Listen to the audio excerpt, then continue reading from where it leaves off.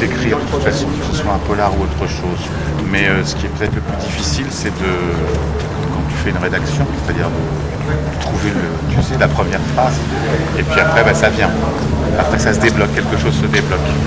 Et d'où vous vient l'envie d'écrire D'écrire des polars, c'est parce que moi, j'écris beaucoup de polars pas seulement pour raconter une histoire qui va distraire les gens, ça ouais bien sûr, ou faire peur ou émouvoir, mais aussi parce que c'est une façon pour moi d'essayer de montrer tout ce qui va pas dans la société, tu vois.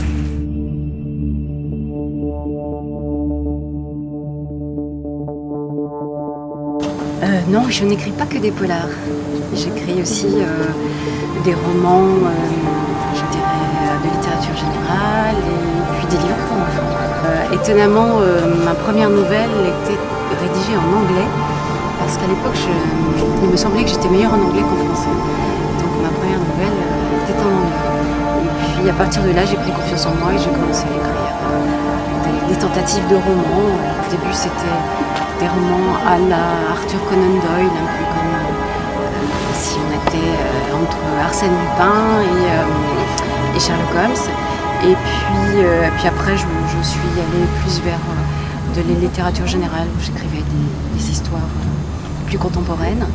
Et voilà, j'ai jamais cessé d'écrire et j'ai été publiée pour la première fois en 99. Ce qui m'intéresse dans le polar, c'est la résonance avec la société actuelle. On peut exprimer beaucoup de choses dans un roman noir parce que justement, je dirais que presque tout est permis. On a une grande liberté de ton, de style. On peut aborder tous les sujets et on peut aller très loin dans le descriptif et dans les intentions données au lecteur.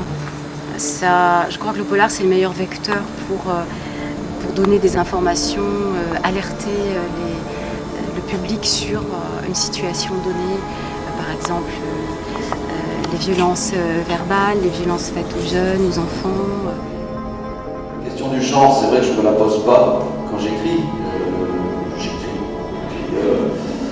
Parfois, ça ressemble beaucoup à un polar, parfois un peu moins. Voilà, le dernier, en l'occurrence, Les Harmoniques.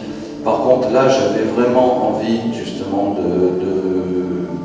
une sorte de retour aux sources, finalement, c'est-à-dire d'un polar plus classique, dans la narration, dans les personnages, avec une enquête, des choses qui ressemblent à une enquête, en tout cas, parce que aussi, je me suis permis, dans d'autres romans précédents, d'explorer peut-être d'autres voies, mais là, en l'occurrence, j'avais envie de ça, de retrouver quelque chose de plus classique.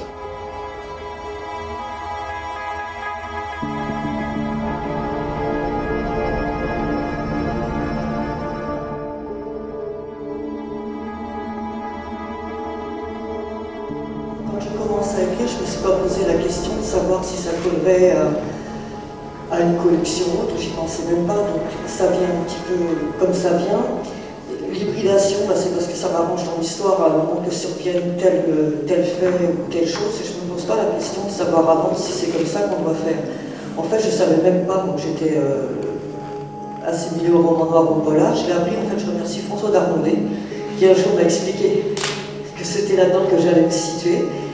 Et puis bon, les polars ont fait une petite place autour de la table et j'ai trouvé ça, le polar 2, pardon, ont fait une petite place autour de la table et j'ai trouvé ça sympa et je me suis sentie bien, alors j'y reste.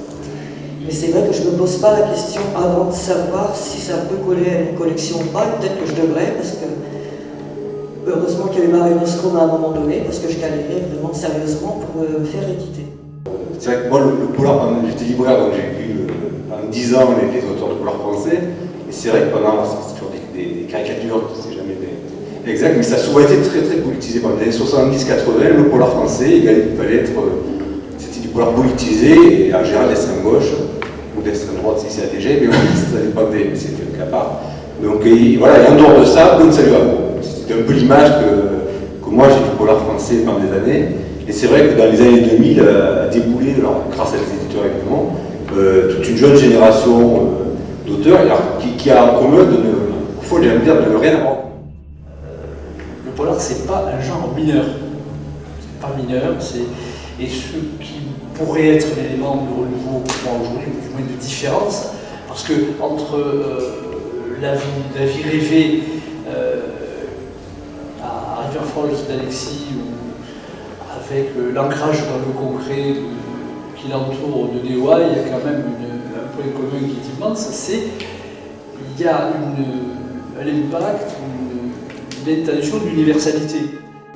J'écris aussi en fonction de ce qui m'a plu avant, donc je m'inscris dans une continuité de ce point de vue-là. Par rapport à ce qui est le roman noir en France, je suis un peu en rupture des deux tendances que je vois moi, qui sont les tendances de fond, qui est l'héritage du roman noir politique des années 60-70, ce qu'en France on appelle le polar. C'est un roman noir politisé, social, etc.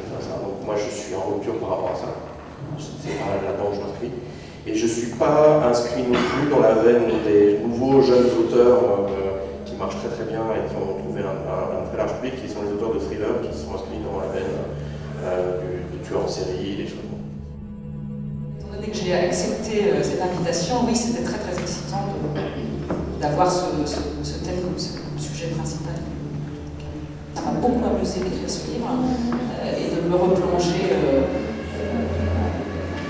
20 ans en arrière, donc à l'époque de Nirvana, c'est quand même beaucoup question dans le livre, et de réécouter.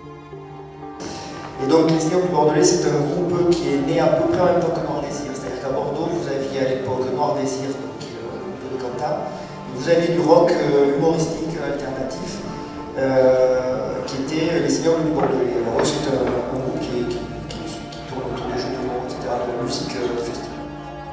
Même pour moi, c'est vital en fait la musique. Moi, c'est juste.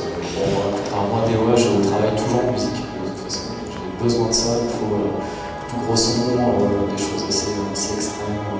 Du gros son. Du gros son, voilà. Et bon, là, c'est un livre qui se passe effectivement dans les soirées parisiennes avec des DJ, des soirées dans des clubs, genre le Rex, le Bateau Phare, le Nouveau Casino, etc. Je pense qu'il faut amèrement regretter d'avoir dit ce qu'il a dit.